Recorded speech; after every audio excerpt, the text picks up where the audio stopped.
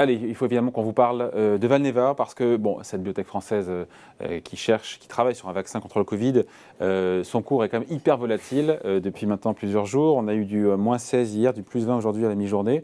Le cours a bien monté, sauf évidemment depuis le début de l'année où là, pour le coup, on est en baisse de quasiment 45%. Bonjour Laurent. Alors c'est moins du coup avec cette hausse, on est oui, à 43. Plus qu'à moins 30 maintenant. Mais non, parce qu'on a la hausse de la matinée qui est venue un peu compenser, c'est dire la volatilité du titre. Donc on est à combien depuis le début de l'année ? On est à peu près à moins 30. Bon, ouais.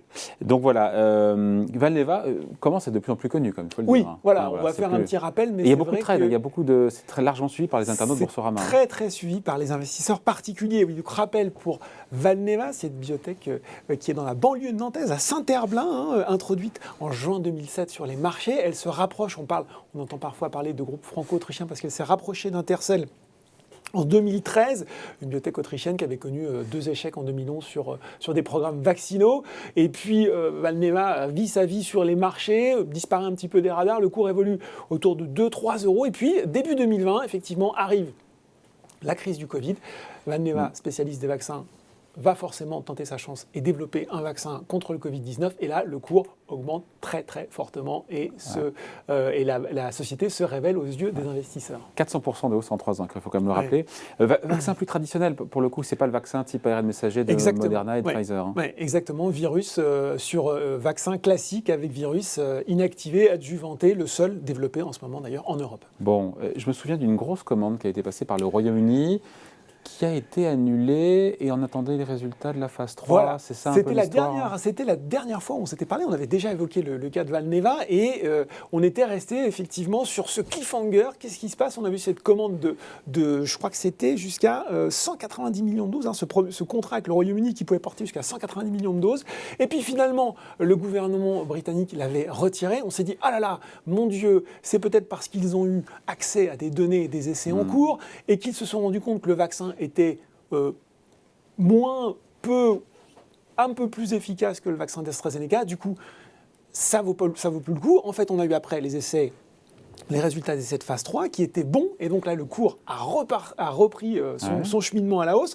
On a eu également, David, ce contrat, la bonne nouvelle, début novembre, contrat avec l'Union européenne portant sur 60 millions de doses, donc là aussi, nouveau coup de boost pour le cours, début de revue de l'Agence européenne du médicament pour l'autorisation de mise sur le marché, et puis on a eu, à la fin de l'année, une petite commande de l'Allemagne également, et puis des résultats initiaux de phase 3 sur le chikungunya, autre produit de Valneva. Enfin, voilà, tout un ensemble de bonnes nouvelles qui fait que le cours a très très bien performé. Alors, sur 2021. Quoi justement sur le titre ? 2021 et au-delà d'ailleurs. Alors on se retrouve effectivement en 2021 d'un cours qui était à 13 avant ces bonnes annonces et qui termine à 25. Donc voilà, plus 100% en quelques mois, ce qui est quand même pas mal. Sauf que je le disais, depuis patatras, on est donc à 30% de baisse maintenant depuis début de l'année avec la séance du jour. Voilà, qui fait et on va en parler parce que c'est aussi intéressant de voir ce qui se passe récemment. Mais ce qu'il faut dire, David, c'est que depuis le début de l'année, il faut élargir un petit peu son scope et on se rend compte que toutes les valeurs, on va les appeler valeurs vaccin Covid pour faire simple, sont en baisse. Vous regardez ce qui se passe en ce moment sur BioNTech. On parle souvent du vaccin Pfizer, mais à la base, ce vaccin il a été développé par BioNTech, en rendant à César ce qui est à César, moins 35%. Depuis le début de l'année ? Oui, tout à fait. Moderna, moins 29%. Novavax, dont le vaccin pourtant commence à être distribué, notamment en France, moins 32%. On se rend compte que depuis le début de l'année, toutes ces valeurs liées au vaccin contre le Covid-19, baissent.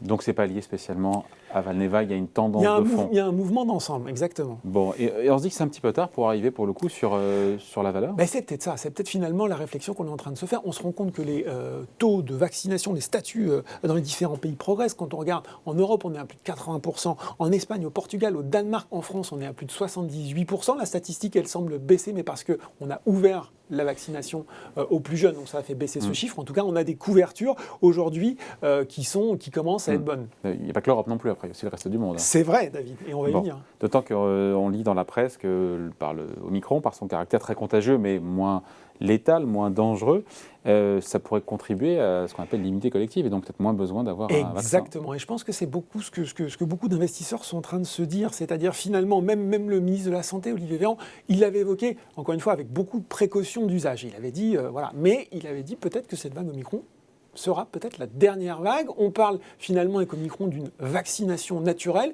On couple ça avec encore une fois, un statut vaccinal de beaucoup de pays qui est assez élevé, on se dit, finalement, est-ce qu'il y aura encore besoin de vaccins dans 3, 4, 5, 6 mois, alors que finalement les choses semblent sur le point de se résoudre. Et justement, il arrive quand ce vaccin sur le marché? Alors le vaccin Valneva, il arrive, et c'est intéressant parce que ça explique ce qui s'est passé tous les derniers jours. Il arrive théoriquement, en tout cas on est sur les rails en Europe, au cours du premier trimestre.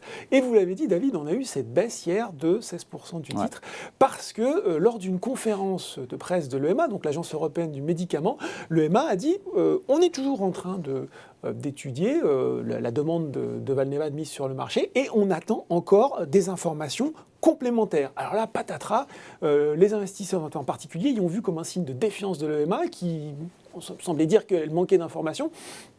La réalité est sans doute un petit peu plus triviale. On sait qu'on soumet au fur et à mesure les données aux agences réglementaires, qu'elles en prennent connaissance. On sait qu'il y a encore une analyse, une étude en cours en Nouvelle-Zélande sur les patients plus âgés. Donc a priori, il n'y avait pas...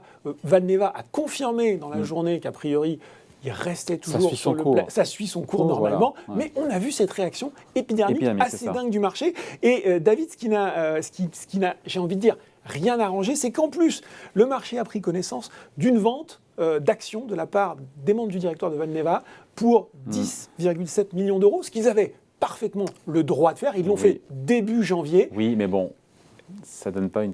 Alors voilà, tout de suite, en tout cas, c'est venu alimenter la défiance des investisseurs. C'est interprété. En conclusion, on se dit que Valneva va devoir faire preuve d'intelligence dans sa façon de commercialiser son vaccin. Exactement. Et on revient là cette fois-ci avec la news du jour. Donc moins 16 hier et là plus 20 parce que qu'est-ce qu'on apprend hier soir, c'est Game of Thrones. Hein. Il y a chaque jour une nouvelle qui nous laisse un petit peu. C'est que les dragons en moins quand même. Voilà, les dragons en moins. C'est qu'a priori le vaccin Valneva produirait des anticorps neutralisants contre le variant Omicron. Et là c'est formidable parce qu'on a vu a priori, là aussi, mettons les précautions d'usage, que les vaccins ARN messagers seraient peut-être moins efficaces contre ce vaccin. Il y a une étude israélienne, mais encore une fois, mettons toutes les précautions d'usage. Du coup, le marché apprend ça. Hier, Valneva est également coté sur le Nasdaq. On parle de la progression française, c'est plus 45% sur le Nasdaq hier. Et on assiste au même engouement, à mon sens, un peu disproportionné, dans la mesure où il faut encore prouver que ces anticorps neutralisants marchent in vivo, c'est-à-dire chez l'homme, à plus large échelle, pour vous protéger contre ce variant. Tout ça veut dire qu'il faut être un peu raisonnable, être un peu humble aussi, pour admettre qu'on n'est pas du tout encore sûr ni de l'arrêt de cette pandémie, ni du fait qu'elle va continuer. Il faut quand même dire que le secrétaire général de l'OMS disait qu'elle était loin d'être terminée. Il faut admettre, on ne sait pas en fait, on ne sait pas comment va encore évoluer cette pandémie de Covid, mais vous l'avez dit David, il y a quand même cette question de quelle place pour ce vaccin. Il y aura forcément de la place déjà pour les antivax, puisque c'est un vaccin traditionnel. C'était un des grands arguments de dire on ne veut pas de vaccin ARN messager, c'est une nouvelle technologie. Là, voilà, il arrive. À l'ancienne, un classique. C'est un classique, il est développé par un laboratoire européen. Voilà, donc a priori, ça, ce serait quand même une bonne chose. On peut aussi imaginer qu'il y aura besoin de stock de précaution. Si on n'a pas envie d'être pris de court, comme ce qui nous est arrivé avec les masques, donc les pays européens pourraient le faire. Il y a d'autres marchés. C'est un vaccin aussi qui sera moins cher, qui sera plus rustique aussi dans les conditions de stockage et autres, donc qui pourrait intéresser le marché africain, qui pourrait intéresser l'Asie. Donc il y a du potentiel, reste à voir comment les choses vont évoluer, il va falloir se forger sa conviction, être là aussi humble, pas penser qu'on est meilleur que les autres à estimer ce qui va pouvoir se passer. Et puis il faut terminer peut-être sur un point important, c'est que oui, alors voilà, Valneva, le Covid, c'est un élément de la valorisation, mais ça, on ne peut pas résumer cette biotech à ça, il y a d'autres programmes, j'ai dit, il y a le chikungunya.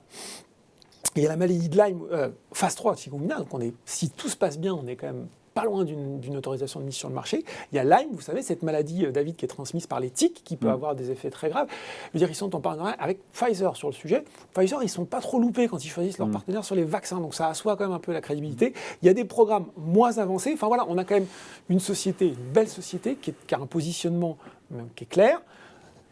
Il y a bien sûr des risques, il y a toujours des risques, et on en a assez parlé quand on investit sur les biotech.